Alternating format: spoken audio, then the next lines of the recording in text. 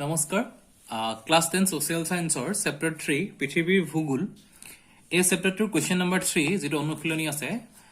মহাসাগৰৰ তলিভাগৰ ভূ অবয়বৰ সম্পৰ্কে চমুকৈ লিখা 2 বা 3 marks maximum 4 marks at question আহিব পাৰে ইম্পৰ্টেন্ট কোৱেশ্চন হয় সো এই কোৱেশ্চনটো কি লিখিবা কোনখিনি লিখিব লাগে এজন ষ্টুডেন্টে তেওঁ সুবিধা পাইছিল মই এইখিনি দেখাই দিম এতিয়া কি কলে মহাসাগৰৰ তলিভাগৰ ভূ অবয়ব মানে মহাসাগৰৰ তলৰ যেটো পাৰ্ট হয় সেই পাৰ্টটো কেনেকুৱা ভূ অবয়বৰ যেটো তাৰ মানে দেখিব কেনেকুৱা বা তাৰ অৱস্থিতিটো কেনেকুৱা হেতু বিষয় ক'ব লাগে সো মহাসাগৰৰ অৱস্থিতি আৰু বৈশিষ্ট্য 3.3 তোমালোকৰ হেখিনি ডিটেইলছত দিয়া আছে যে পৃথিৱী মহাসাগৰৰ কেইখন কেনেকৈ কি হয় কি নাই তো হেখিনিত মই নাযাও সো মেইন টপিকটো যাও যে ভূ অবয়বৰ বৈশিষ্ট্যটো কি সো হেখিনি কাৰণে তোমালোকে কিতাপৰ পৰা লিখিব লাগিব এই পাৰ্ট গিটা মই দেখাই দিছো যে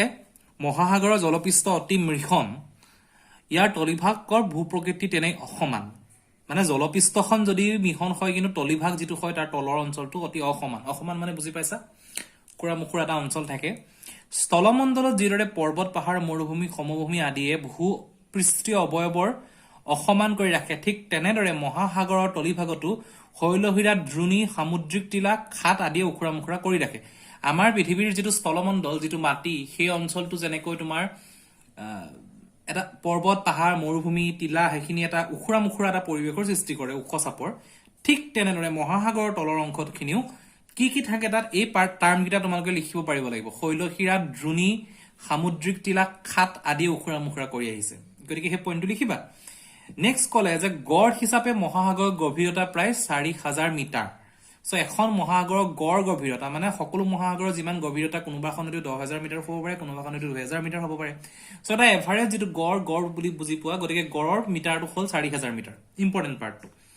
আমি জানো যে স্থলমণ্ডল আৰু জলমণ্ডলৰ সংযোগ ৰেখাৰ পৰা মহাসাগৰৰ মাজলৈ ক্ৰমান্বয়ে গভীৰতা বৃদ্ধি পায় আৰু বিভিন্ন প্ৰকাৰ অবয়ব পোৱা যায় যেটো স্থলমণ্ডল ওপৰৰ ভূপৃষ্ঠৰ জলমণ্ডল হৈছে পানীৰ অংশটো সেই দুটাৰ মাজৰ পৰা মহাসাগৰলৈ গভীৰতা বৃদ্ধি পায় তললৈ গুচি যায় সাধাৰণতে উপকূলৰ পৰা সাগৰ মহাসাগৰ মাজলৈ যথাক্ৰমে যিখিনি উপকূল থাকে কুল উপকূল থাকে উপকূলৰ পৰা সাগৰ মহাসাগৰৰ মাজলৈ যথাক্ৰমে মহীসোপন মহীঢাল গভীৰ সমুদ্ৰতল সমুদ্ৰতলীয় দ্ৰোণী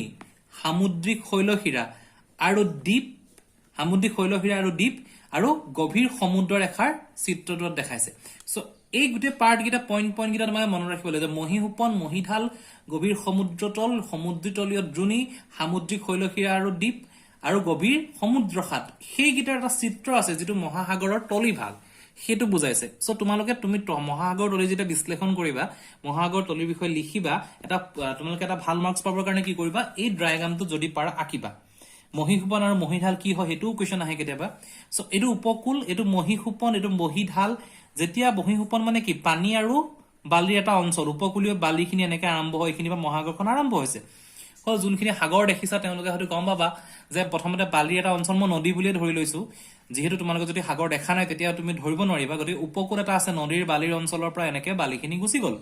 সো এই যেটো পোৰচনত তোমাৰ পানী আৰু বালি দুটা থাকে পানীখিনি একে ঘূৰি আহে আকৌ পানীখিনি এনেকে যায় এইটো কোৱা আছে মহীসোপন যেতিয়া টাৰ্ণ লব এটো ঘূৰিব ঢাল হ'ব এঢলীয়া হ'ব দ্যাট ইজ কল মহীঢাল এটো কোৱা আছে মহীঢাল আৰু এনেকে মহীঢাল আহি এখন মহাসাগৰ আৰু এখন আছে তলৰ মহাসাগৰৰ ভূপৃষ্ঠটো এই বস্তুটো ইয়াত যেনেকুৱা দেখাইছে ঠিক তেনেকুৱা ধৰা খালি অসমান হল গতিকে তোমালোকে এই কোৱেশ্চনটো এই বস্তুটো ইনক্লুড কৰিলে তোমালোকৰ এনসাৰছখিনি মাৰ্কসটো বেছি ষ্টেণ্ডাৰ্ড হ'ব আৰু উপকূলীয় চাৰিফালৰ পৰা সাগৰ মহাসাগৰ অগভীৰ প্ৰায় ইমান অংশক মহীসোপন বোলে 20 মিটাৰ পৰ্যন্ত মহীসোপন বোলে এখিলৈকে 20 মিটাৰ বুলি মহীসোপন বুলি ধৰিছে মহীসোপনৰ পিছত যথেষ্ট গভীৰ প্ৰায় 2000 মিটাৰ পৰ্যন্ত মহীঢাল বোলে এটো টাৰ্ণ ললে মহীঢাল বোলা হয় আৰু মহীঢালৰ পিছত সাগৰ মহাসাগৰ মাজভাগত অতি গভীৰ সমুদ্ৰতলীয় দ্ৰোণী আছে সমুদ্ৰতলীয় দ্ৰোণীটো সাগৰ মহাসাগৰৰ মাজভাগত আছে যেটো ইয়াত ডায়াগ্ৰামত তেওঁলোকে অকা নাই গতিকে মহীঢাল আৰু মহীসোপন ৰাখিছে এনেকে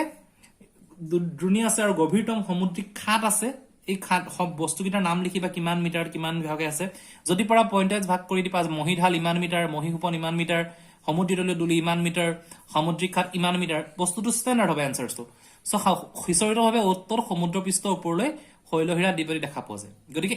এই পোৰচনটো লিখিবা যদি দীঘল হয় কোৱেশ্চনটো এখিনি কৰিবা এনসাৰটো যদি অনলি 2 মাৰ্কস বা 1 মাৰ্কসৰ কাৰণে হে এইখন লিখিবা সো এনসাৰটো এখিনিয়ে হয় যদি কিবা ডাউট থাকে মোক সুধিবা থ্যাংক ইউ